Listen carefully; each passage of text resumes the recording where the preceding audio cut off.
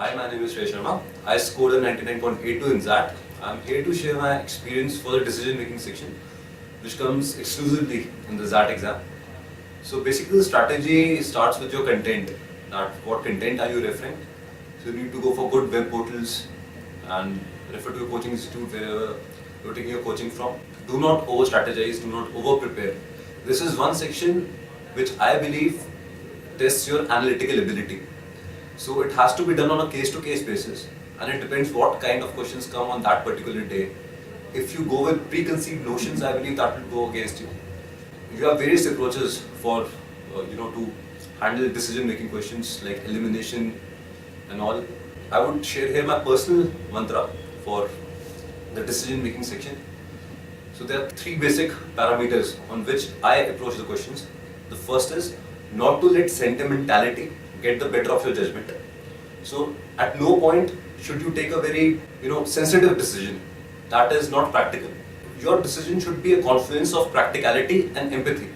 There should be no trace of sentimentality.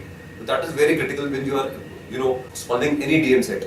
The second parameter is that there should be no preconceived notions. While you are attempting the DM questions, you should not have any preconceived notion that okay fine, it should happen, or this is how I think I did that particular set solution on the same parameters. Each set is unique and you need to appreciate that particular fact. And the third and most important parameter according to me is your ability to relate the question to real life problems, situations. If you can do that, and for that you need to read a lot, you need to make your HR a bit strong, you need to read about case studies, what is happening in the industry, because what I particularly feel is that all the questions in the DM section are what are happening in the industry on a day-to-day basis. Those who have been working can relate to that better. Those who aren't should try to read as much as they can about the more prominent HR problems that the industry is facing, or for that matter, any decision-making situation that the industry, professionals in the industry are facing. That should be enough to give you a fair amount of idea of how to approach this section.